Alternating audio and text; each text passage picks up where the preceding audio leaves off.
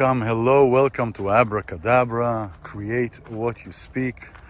I'm iLan Azoulai, your host, spiritual mentor, sound therapist, for you who are ready to remember your gifts and bring them out to the world. And with me, of course, is wonderful Gina Ann. Hello, Gina. Hello. How are you? Great. We're at the... Gina is an intuitive counselor and inner child specialist. For those of you who don't know yet, and we are at this magnificent the botanical garden here in the South Bay, right? South Bay, correct, right? yes. This is great. So we're looking for a space where we could talk to the camera. It's a great space for talking and writing and reflecting and nature's medicine. Medicine is nature. Oh, I look at all these, I look at the trees and I look at even these bushes here that are kind of like squished. It's like hair. No, but you know what I'm saying? What I'm saying is, it's amazing how everything merges together, how everything is kind of harmonious. Everything is made with complete harmony. It's like Legos. Well, Lego you can rearrange like everything else. But, well, so you can nature. So can emotions. Oh my goodness. We are off for a great show today. Oh my gosh. Guys, another path in this magnificent world. Still looking for a place to sit where we can sit down and converse. Joyfully exploring. Joyfully. Yodfully. So here we are.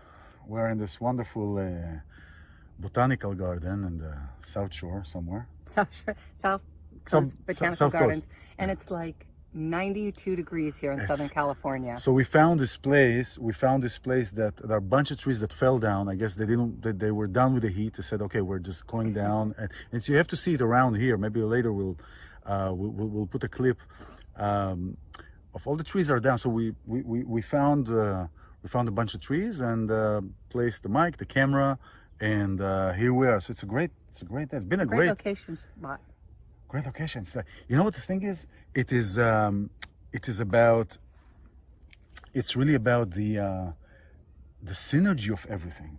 How everything is so, how everything is harmonized, how everything comes together, how everything is really just merging. Even the trees that fell, they're like, everything is so harmoniously placed, Well, for me, this is the only place that it is synergy, because the world, I feel, is faltering and spinning faster. It's spinning backwards and forwards and upside down. So coming to a place like this is very grounding. Yeah. No pun intended. So this is where it all makes sense. Pun intended too, no? Pun intended. With the ground. Yeah, with the ground roots. Because these trees, actually, these are growing from the roots, and the roots. You know what's interesting about the tree? Tree actually goes up against the velocity, against the gravity. It's interesting. So the more you learn, the more you grow. There's a lot that goes up against gravity. I don't know what you mean by that. I don't know what you mean by that. But anyway, guys, we have a great guys. Hey, friends. Hello, friends. Hello, friends. Like when I was a teacher for 18 years. Hello, friends. Hello, my. That covers all, like, it's because we're stuck on this tree. Yeah, we're stuck. We're like this big. We're trying to look like, like there is a lot of space, but there is not really. Our ass is probably going to hurt very much after this. Yeah, you should see how many splinters. It's worth it. It's worth it. The splinters are worth it. It's worth it being here with you, and it's worth talking about the things that really matter. I mean, think about this. The last 2 weeks, we've seen there were the Oscars and then there were the Grammys, right? The difference in the shows is night and day. Well, it's like the older one gets in trouble, so the second one says, "I'm not going to do that." What? Well, at the Oscars, I was kind of all out of that. No. Then the Grammys like, "Well, we're not going to do that." They learned from the first mistake. That's right. Oh, there goes Montgomery. The butterfly. The butterfly keeps. Yeah, it's kind of. The butterfly I showed you earlier in the clip. It kind of goes around us here. But the difference in the shows, the Grammys, it was a show. It was geared, because we are in a time of, it's more the media and being more online and everything. Even the elections were like part of the elections were online, but just they didn't get it that it's a TV show. Anyway, the Grammy was much more show. where the Oscar was a That's because they got don't do this and don't exactly. do that. And the Oscar was a And, show. yeah, it was a shit show. It was a shit show. But you know what? What I think what the Oscars brought up was a lot of what it brought up for me is bullying. Exactly. And I was bullied, and I was a teacher for many years, and really looked at it from the bully's perspective as well, not condoning the behavior. But I think that's what condoning the behavior. No, I don't condone the behavior of a bully. The behavior, the actual act, not the bully. It's like saying the behavior I don't condone. Maybe the person you don't condone, but the act you do condone? No. I do not condone the act of a bully. So the act that happened at the Oscars, I do not condone. You do not lay a hand on anybody, nor do you use vociferous words of that nature to demean somebody. No, I mean the person, I can see where the trauma came from. So I can see the perspective of a bully and have compassion for that, but not condoning the act. That has to have consequences. That's right. It does have to have consequences. It's funny, because to me, the first thing when I saw that slap, it was like it took me right back into like very old times, you know. And the thing is that at first I felt okay with that. The first initial second I felt okay with that, because I was also I've been bullied in my life since a very young age, been all kind of things, and that really kind of triggered. But what happened that it was okay is because I felt that feeling of being bullied. I felt that feeling of being bullied, just like Chris Rock, which you had to look at his face. I mean, his face was completely out of. I felt sucker punched. Wow, this was I felt something. My own reciprocal past trauma of being bullied from. And also the mother instinct came with me, that protectiveness that I wanted to go up to Chris Rock and just give him space and attention. Right, and a hug. Because and a hug I did. Kind of I wanted to just go. If I were there, which my dream is always to go to the Oscars, I would have gone up there. Since the rules were already obliterated, I would go up there. Because no one and give a hug to that I saw, and so I really had compassion for him, coming from the place of where I was and what I've seen throughout my years. This brought up a lot of things. I mean, because this also shows a lot of where the perpetrator is, how he is in his life, and it's interesting because it ties into that to the Friday talk that I talked on Friday about what do we say about other people, about how do we talk about other people. Bullying is one of them, you know, and it is, and you can tell by the action of the perpetrator where his wounds are, and that's really what really it showed. I mean, and where it showed how emasculated. Bullied. Yeah. Exactly, and the person being bullied. I mean, that's obvious because we're talking about the bullied person. It really shows like where Smith is, his relationship with his wife, his emasculatory actions. Well, is there a word like this? Emasculatory? Now there is. Well, it was toxic all the way around with all the characters involved, because I think everybody's reaction too is really interesting from a psychological standpoint and a spiritual standpoint, to see everybody's reaction around, through, the reciprocal afterwards, the peer pressure, the awkwardness of people going, is that real? Wait, what just happened? And then, it doesn't take away from the performance of this individual, of his acting ability. He's an amazing actor. However, and it has nothing to do with laws and rules, but we do not have the right to touch anybody unless we are in fear of our own lives. Or the lives to touch in that way. Yeah. In that way. In that way. I mean, in an abusive way. To go up there, he should have been escorted up. I think he should have been escorted up. I mean, it's like, and Hollywood always gets a bad rap, but Hollywood is beautiful. Hollywood has been, for me, movies has been my release through bullying. Yeah. I can imagine myself. So, I think this show is going to be a lot of things and touch up a lot of things, but have you ever been bullied, and how did you feel? Exactly. It brought up a lot for me, and I was just writing, and my kids have been bullied. We've all been bullied in some fashion, and what I want to really make clear is for example, when we this is how we are rearranging our seats here. When we are physically hurt, let's say we drop hot coffee on our hand. Yeah. That's a physical pain. What do we want to do? We want to take care of it. When we are emotionally hurt, that is also a real pain. We also have to take care of it. You know, an emotional pain is being isolated, being bullied, feeling lonely, and that has been coming up with my clients of bullying. It's interesting how the theme follows, of who they've been bullied by. They bully themselves as well. Exactly. You know, this is so emotional pain is real. Your brain fires up the same way as when if you were to touch a hot stove. The emotional pain, it hits in the same area of the brain. We just remember it differently. Yeah. Because it leads to other things. Yeah. Well, it's not like childbirth where we do it again, which I think you were bringing up a component in we were childbirth, talking about the other day. That it has no memory. Yeah, a woman loses about 8% permanent loss, so you don't remember the birthing pain and the birthing process. Yeah. So it's like really fascinating. It's fascinating to experience that. And the thing with the bully is that it doesn't go away.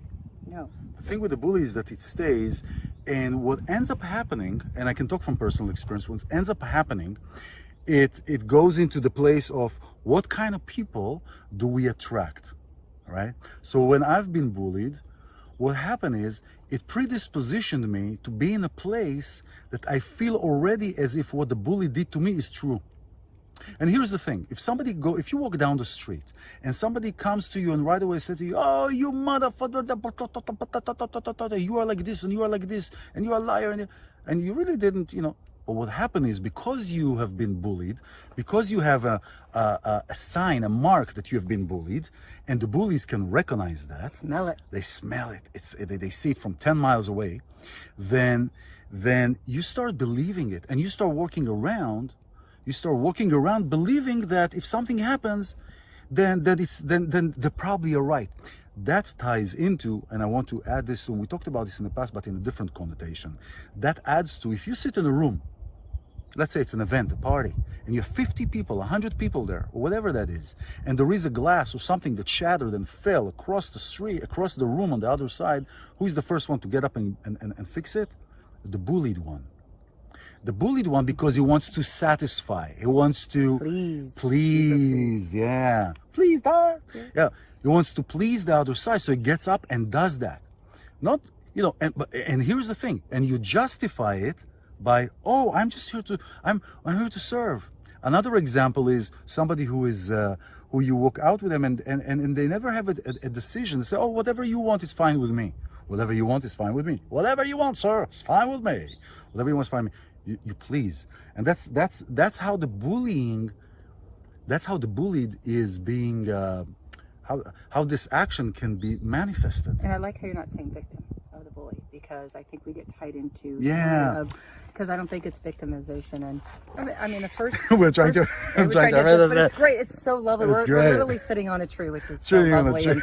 And so even talking about the subject, it being in this environment is helpful. Yes, because I remember the first time I was bullied, I was about 4, and it was from a babysitter. And she hated me, and she says, I like your brother Michael better than you. And she would make me go to bed, and I remember, you're not going to get any grapes, but Michael is. And then we were not allowed outside. My mom and dad rarely went out, but they had to have some work function. And so I sat on it. We were outside, and my brother was playing with the neighbor girl Dana, which I was like, when's my turn? Because I always felt I was left out. So you were left out. You were always left out. So I sat on a water bottle, but you remember the old sparklet bottles used to be glass. Well, what happened was it was packaged with bubbles, so it was like a bomb. So when I sat on it, it exploded on me. Yeah. So I have 10 stitches here, and I have 100 stitches on my leg. And I remember in that moment, like this, and Michael looked at me. Michael was always like, he's my older brother. It was always my protector, you know, I felt. And so he's the one that took care of me. And I remember looking at the babysitter, and she was and hysterical. But there was a thought going in my mind, I'll never have to see her again. Thank you. So it was worth it. It was worth it. So I set the pattern in my head that I have to be hurt in order for something good to happen. And I had a knife on me, and it was always girls. Always girls. Always girls, huh? Girls. Well, they felt threatened by you. It was always my hair or girls. And so I had this one girl on the bus. Her name was Kelly. Oh, I don't want to give her name. Never mind. It's from Texas. And on the bus, and she just didn't like me. I knew she was hurt. I could see it. She was older, and she was tough, and she beat everyone up. And one day she said, I'm coming after you. Her boyfriend at the time had given me attention or whatever it was. And I was just, again, I was like 2 years younger than her. and very quiet, sitting on the bus 21. I can tell you stories about bus 21 Bus in Aledo, 21. Texas. So And then the bus jumped. So jumped then the 21. next day, I wore a dress. I had one dress to my name, and it was yellow. And I thought, well, she's either gonna kick the shit out of me, but I'm not. I'm like my dad says, you give respect and use your words. But someone lays a hand on you or someone you love, you lay a foot on you them, make sure huh? the motherfucker doesn't get up. That's what he'd say. We're Italian.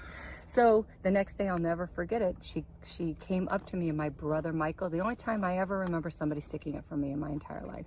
He stood up. I couldn't believe he stood up for me because I thought I was on my own. I just didn't think. And then she backed down.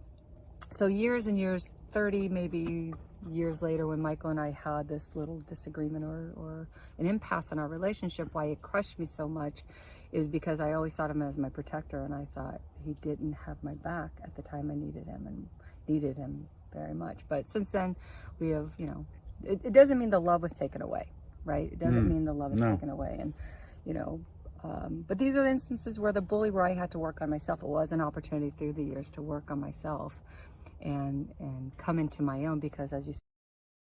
So we're back, and after this, the camera got a little overheated from the conversation, you know. No. and the 92-degree weather. And the 90-degree weather, and so I want to take you back. So we'll go back to the bullying, to that specific and your example of being bullied. I remember I was I don't know. I remember maybe I was 7 or something like that, 7, 8, around that time. Around the time of and so I remember I went down with the kids, with the neighborhood kids, which I usually they invited you. They invited me. Yeah, you've been there, remember? No. Of course, I was in the kibbutz. It was a kibbutz, exactly. So they invited me. So they invited me. I was excited. I was excited to be invited by the neighborhood kids, because the whole thing is being invited and being accepted and being seen and being come be with us and everything, right? And I remember we went to this to back of the building, and I was excited, and suddenly I found myself kind of in the middle of everything, and they were like ridiculing, they were like humiliating, they were just saying stuff and doing stuff that was really, and I was like, what was the first thing that came to my mind? First of all, I remember that feeling of closing. And then I remember asking myself, but why? But why? But why does that have to happen? But why does somebody has to have a feeling of overpowering somebody or going over somebody and making fun of them or joking on them or using them as the whatever, the scapegoat or whatever that is? But that's the gang mentality. That's the what? A gang mentality. A gang mentality. Like at the Oscars, how they were Yes, they all went along with it. That's exactly. And then eventually they went up to Will Smith and tried to console to him instead of going to Chris Rock. They went to. Isn't this what's happening in our world with Russia and everyone? Exactly. Everybody is going to try. Can't you see what is happening? This is what is happening in our world. Look, this is the bully. This is, as it is above, so it is below. As it is over there, so it is over here. Correct. This is happening all over and all across. So what happened? This really threw me off. I went home. I don't really remember much of it because I pushed it aside apparently. But I went home. And I cried, and my mom told me, I told you not to play with those kids.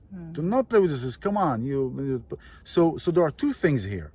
There is the way that the parents respond also, right? The parents that respond, that actually I feel that my parents, the way that they responded, or my mom, because my dad was at work. Just adjusting. Yeah, no, that's okay. Is enabled my victimhood and enabled the bullyhood. That's right. Enabled because if I think if my dad was there, or if one of my brothers was say, go kick their ass. I remember actually my brother Avi. He was one on the show. I told him about a kid that bullied me, and then he caused me to trip. He says, "You next time show me the kid, and I will show you how to make a Persian carpet out of him." That's how it is.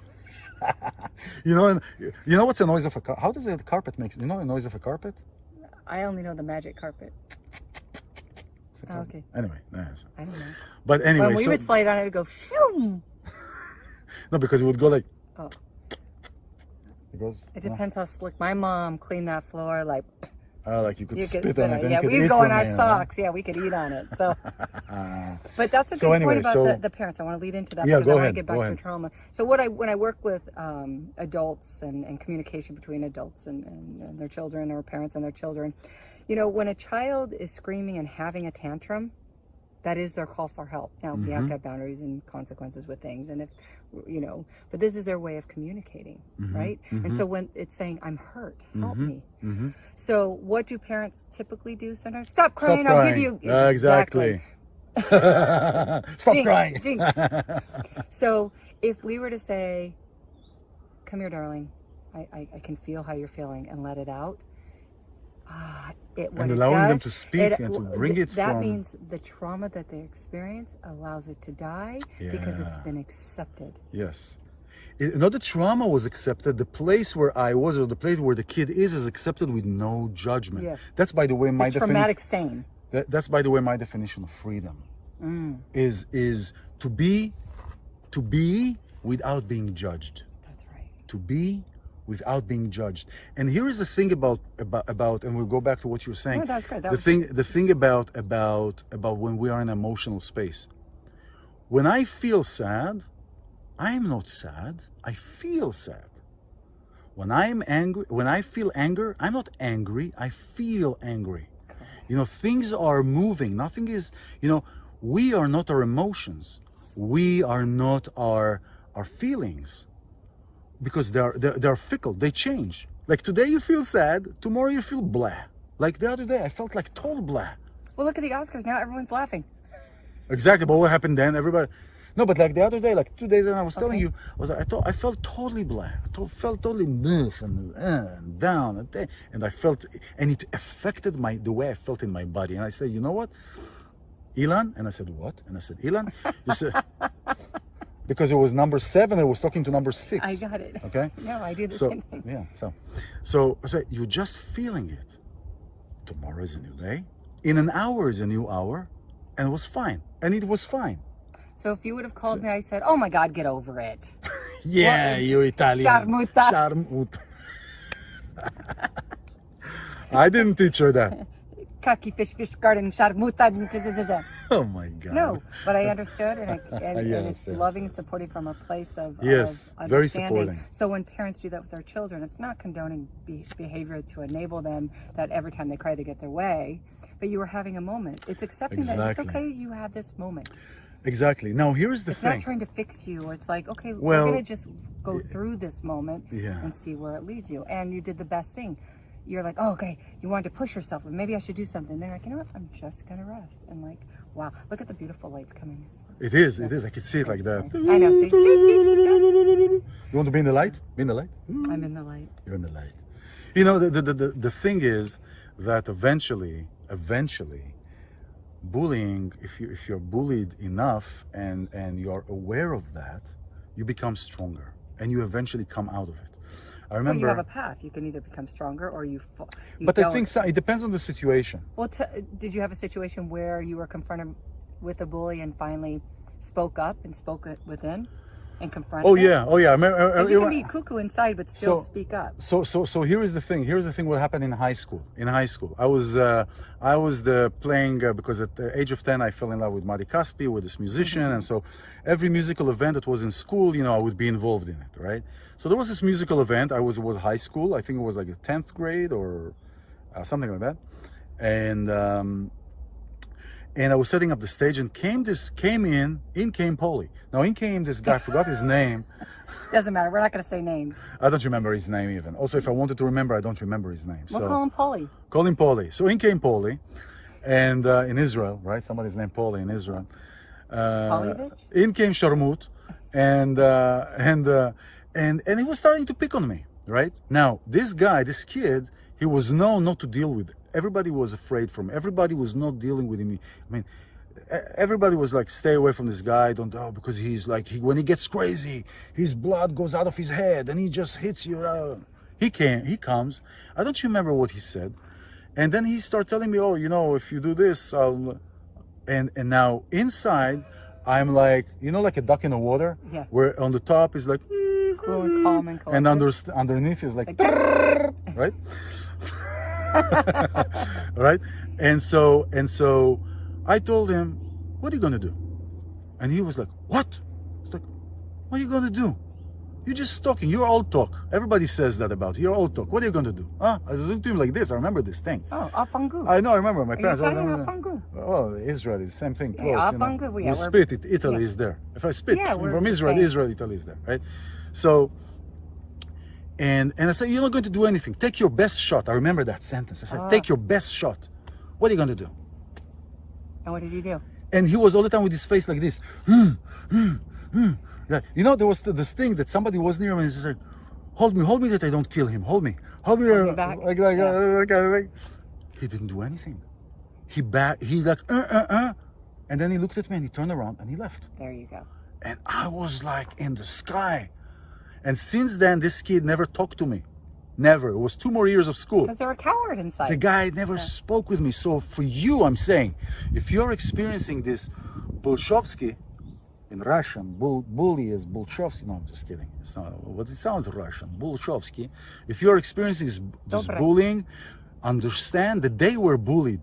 Everybody who is bullying was bullied in the past, meaning they know how it feels. And somebody is always overcompensating for what they're lacking or what they see in somebody else, and they want to overcompensate for that. So they will put it upon you.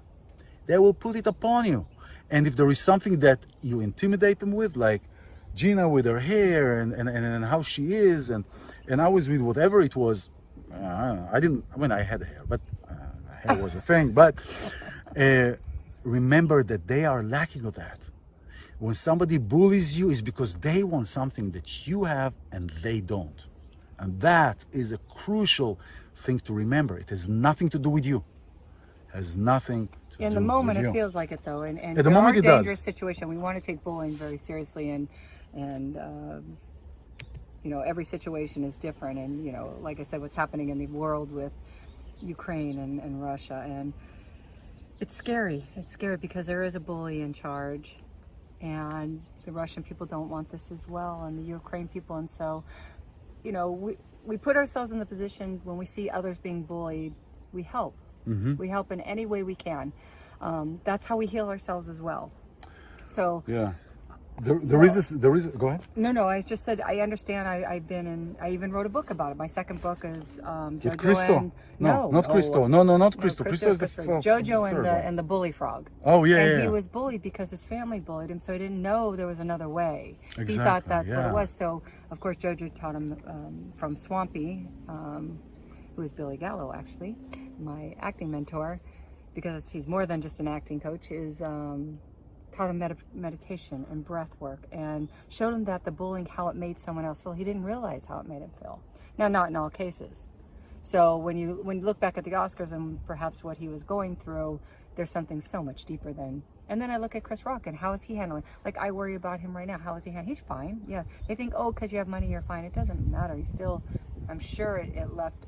He has even more issues because he's so abundant. And the fact is, I think he's done a lot of work on it. He's been very open. I didn't know this. I started researching, and he was he talked about terrorized and bullied as a young kid, and so I think it's a really good subject to always touch upon in relating our stories, because here we are, and this is the kind of work we do. Why do you think we chose this kind of work? I was a special education teacher for 18 years, and I worked the court system for 11, and I became a counselor and a mentor for the inner child, because who do you think JoJo is? She was birthed from my inner child, and perhaps in my family they didn't think they were hurting my feelings or they were being bullied. It was how I perceived it, and again, my 3 brothers, the one thing we all have, doesn't matter what's going on with us, we're there in any situation.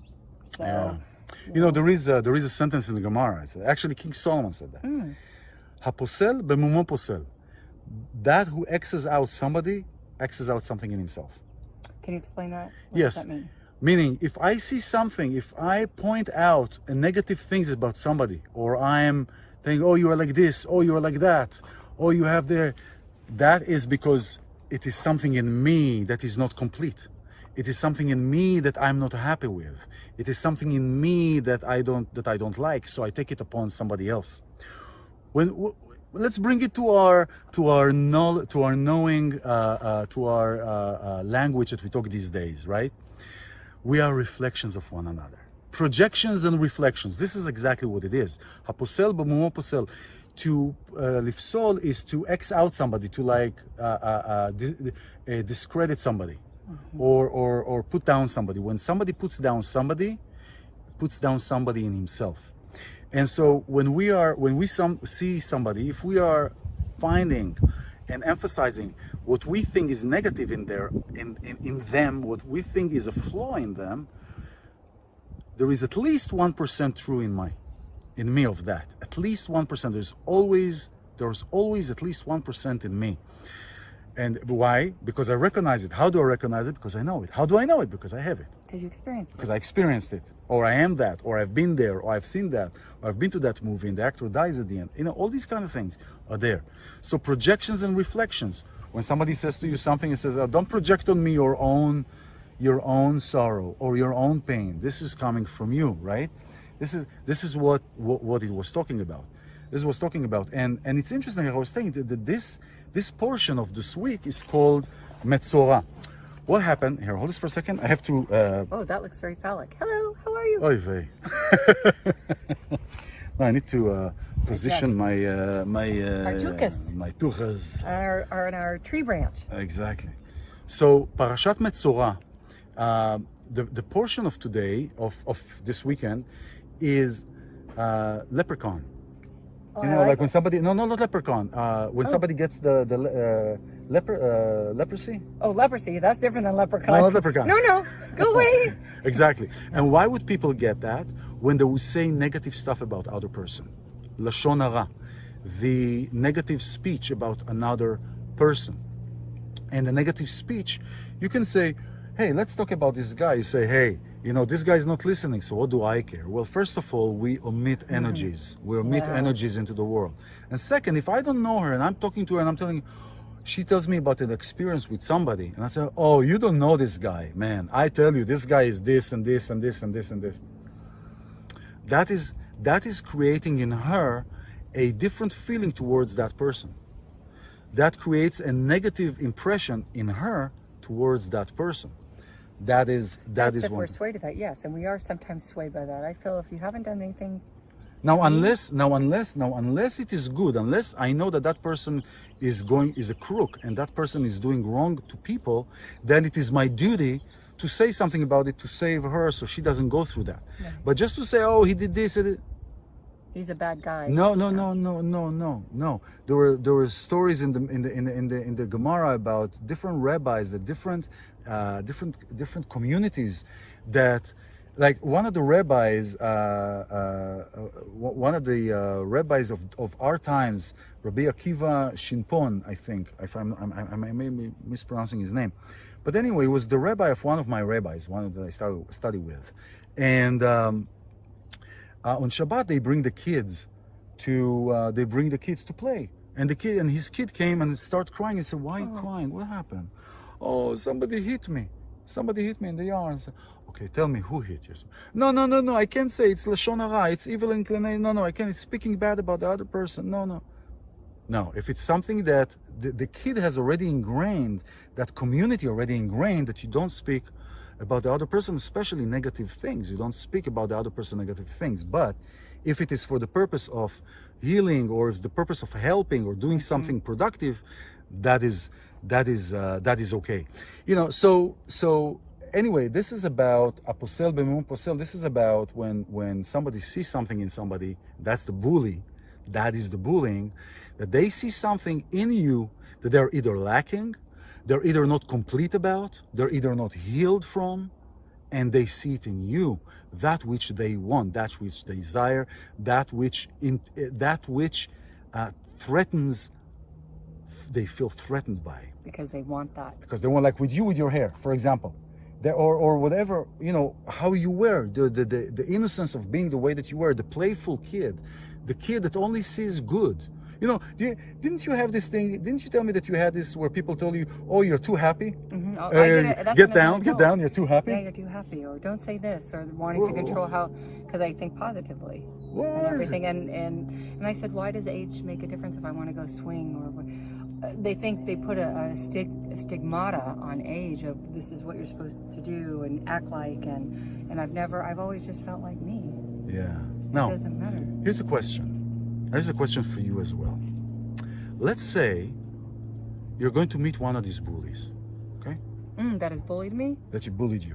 You know you're going to meet them. Now, somebody is telling you, is gossiping to you, something new that happened to that bully. Let's say that bully just recovered or halfly recovered from drug addiction or drinking, or they did something to their kid or whatever, something horrible, but they don't know that you know it. The bully doesn't know that you know it. Okay? Now why come I see the bully and I know that, God forbid, I hope that he did something to his kid and he just got out of jail. All right?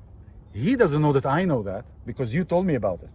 Because you were working in the court and you knew him and you told me about gossiping? it. And you were gossiping to me. Great. But it's not about you. No. Don't gossip. No, I'm just kidding. I'm like, why did I get to be the bad guy? It's okay, I'll play a role. No, you're not the bad guy. You're just the assistant for the healing. The healing assistant. There we go. So The healing asset. So let's say, okay, so now I know that the bully did something bad. And now I'm meeting him now. He thinks that he still can bully me. Right? He thinks that he still can bully me like he did in old days, but he doesn't know that I know like deep shit about him. Right? So there are two things that are happening here. First of all, how would I feel? How would you feel if you were in a situation like that? Do you feel intimidated now by this bully? Because like, let's say you would have gone to meet this bully and say, oh, I'm meeting with this bully. I don't want to meet this bully. I don't know how I'm going to react. I don't know what I'm going to say. I'm going to be upset with him. I'm going to do this. And now you told me this piece of information. Now are you going to turn into the bully and use that against him? But wait, the question is, first of all, do I feel, there are two things here. Do I feel intimidated? My answer is no, right? Because now I know something. The person is not perfect. The person is wounded. You humanized him. I humanized him. Exactly. That's a great thing. I remember the function humanization in computer music, in a music program when digital audio just started. So you know how your computer, you go tack, tack, tack, tack, tack. So let's humanize it. Well, so the bully we see is this out anyway. 4 second cause pain, and then you humanized him because of it. He's Exactly. adding that human experience. So yeah, I went to computers. I don't know. So I humanized him, right? So now I'm not scared of him. Now the question is, do I turn around and say, dude, give me a fun go. You just came out of jail, man. You want to play with me games? You just did this and this. Go find. Or I try to find a way to enter this person's heart. And you know the sentence eye for an eye, right? It's written in the Torah, also an eye for an eye. And for many years, since I was a kid, I could not understand that. An eye for an eye. What, you mean revenge for a revenge? An eye for an eye? Where does it get you? But more revenge. Exactly. But here's the thing. If you are talking to a bully and they don't listen to you, what's the best way to get into them is to find their weak point, right? What happens when the soft spot? Okay, soft spot. That's good. I prefer soft spot. What happens when you open to their soft spot? They become soft. And that's the time to go into their heart. So I like to look at eye to eye as a trigger to trigger them to be in that soft space and to say, now, do you know how I felt? I felt exactly what you feel here. And it happened. Actually, as I'm talking about this, it happened. I say, I feel exactly how you felt. Is there a reason that I can tell you something about you that you don't know? No, there is no reason. Can you bring yourself? And it shifted. This is somebody that actually happened. And we shifted and we start talking. And you know, we end up building airplanes together when we were kids. Wow. We end up building airplanes from paper. Beautiful. Because of that incident. And I knew something about, I don't remember what, but I knew something about this kid. I said, do you see how you feel now? Because suddenly he became soft. So that's exactly how I felt. And sometimes we don't always get to see that retribution. Yeah. But if we can be a conduit to others, if you can't do it even for that, I remember we were always moving, and I moved, and I made the basketball team at the first shot, and I was like, oh, I was so excited, but they didn't like it, the girls. And of course, one they didn't girl like it. pulled my hair. Which I was in junior high, and she goes, "Do you have hair down there?" And I was like, first I was like, "Wait, what?" And I was like, "How did she know?" Anyway, I was like, and I remember she bullied, and then they would push me, and it came to a point where like, okay, I've got to do something. So I took the ball, and they were throwing it hard at me, and because they didn't like that the new girl came in and right away got it. And got in. Yeah, I exactly. didn't know. I had never played basketball in my life. I just was a natural because I have 3 brothers, and I was into sports my whole life. And so I took the ball, and I remember I threw it at them, and I said, "Do not ever do that to me again." All of a sudden, they became best friends. Yeah. So yeah, it's interesting when it's confronted in a way. And I'm like, I didn't know it was going to happen, and it came to a point. And then years later, the girl that did that, she probably doesn't even remember. And a lot of trauma happened to her. Yeah, for sure, and for sure. My heart went out, and I'm like, and I thought, wow, I could have been ha ha ha. But I was like, no, I needed that moment of, I didn't like my hair pulled, and I didn't like what was said to me, because it was very crude and very private to me, and I felt very humiliated because she said it in front of the other girls, and the coach heard, who was a male, and he just said, "Good job, Jane," but I know he heard, and you know how you're trying to cover up, but it was really a good lesson for me, because it showed me humility and acceptance and how to resolve. So I think this subject, we can go on, and I love that you shared your stories, and I've shared my stories. Thank you for sharing. Thank you for sharing. No, it's very vulnerable, really great. and again, I brought up things about my brother that I hadn't remembered in many, many, many years. All my brothers, like, we're protective of one another. Like, there's no... Yeah. My dad taught us that family is first. Family is first. Yeah. So it's like I can call them shamut, but you can't call them... Kick your ass. No, I'm just kidding. I'm not violent at all. I wouldn't even know if I... No, she's not violent. Not at all. I'm not. She's not. I could be. I said you're not. I totally could I said you're not. But that's the thing. I have the capacity like anybody else. Yeah. Anybody else to, so when we look at these criminals and things, and there's always exceptions to the rules, but if anybody hurt my son or daughter, I'd cut their head off and spit down their throat. With small cubes, and put some mustard and vinegar and everything. It'll burn. I'm just saying we all have the capacity for it. So I know we're going off on tangent. Who knows if there's any fluidity to this show? But if you have picked up something, I would love to know about it. Yes, we would love to know about touched upon you. Exactly. And you don't have to write in, but we'd love to hear from you. Exactly. Yeah. This has been great. This has been great sitting here and enjoying this. And I won't say, it came to me another story. I remember my grandmother, she used to work, all the time when she came to visit, when I was a kid, she went to work, and she came to our house like 2-3 times a week. Every time she would come, she would bring me a car, because I would collect cars. I had like those Matchbox cars. Yes. I had like 500 of them. I had like hundreds of them. You remember the case, the plastic case, and you everything. Yeah, Anyway. So she brought me a helicopter once, and I was like psyched. I was, oh my God. That evening, I stayed with my brother Avi, and my sister Sima. Hi, Sima. Right? I know you too. And Avi told me, "Hey, why didn't you see? Go check on the porch. The helicopter flies." Really? Yeah, just throw it. It'll fly. No. It'll fly. So I said, yeah, fly. And I threw it, and of course, crashed. And of course he laughed and stuff like that. And Sharmut. Anyway, so those are between brothers. I don't see this as bullying. I see this as mischievous actions. I do too, yeah. It's not really, so you cry. I could tell you stories. That's a whole series. What happened in Alito, Texas, and the frogs, and the alligator, and the snakes, and the toothless alligator. No, I have a toothless shark in my sea angel Tony. Oh yeah, that's right. Right. He's not eating. Yeah. I am working on my 4th and 5th book. Oh so wow! I'm excited. Jojo rides the rails of when I hopped to freight train. So, and we're working on a book on Jojo going to the Earth ship. Yes. Jojo in the Earth ship. If you don't know what an Earth ship is, you can Google it, but you can ask us as well. Exactly. Oh, it's fascinating. So yeah, he has a character. He's going to be Kofiko. Kofiko. A monkey. Kofiko. Kofiko. We gave away Kofiko now. It's okay. No, Okay. Kofiko is in the story. So. Okay, yeah. Kofiko. Anyway. Kofiko is the Israeli version of when I grew up of Curious George. It was this Sharmu chimpanzee. But that you're was like a monkey because you love bananas. I love he bananas. eats like bananas all day long. Yeah, that's true.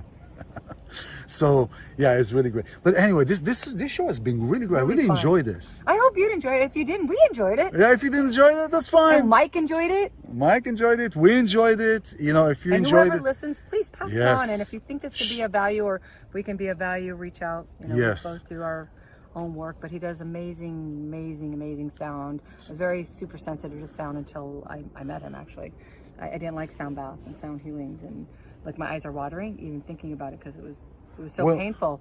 And so he has amazing sound, among other things. But that's his healing, one of the strongest healing modalities. So check out his website. thank you. Bodysoulsound.com. Her website is Gina Ann Actor. Gina Ann, author. She has actor too, but it's going to be up soon. Yeah. But GinaAnnAuthor.com. I want to talk about the sound, for example. Well, You were let's do the mentioning- next show. We're talking about the sound and women. Sound and women. Yeah, that's the next show. I'm going to talk about sound frequencies and women. Very interesting. Yeah. Very interesting. So, tune for our next show. And until then, à tout à l'heure. Arrivederci. Ciao. Arrivederci. Ciao. Ciao. Shalom. See ya. Nitrot. Bye-bye. Bye. This is Abracadabra. Create what you speak. Gina Ann, iLan Azoulai. Much love to you. Bye-bye.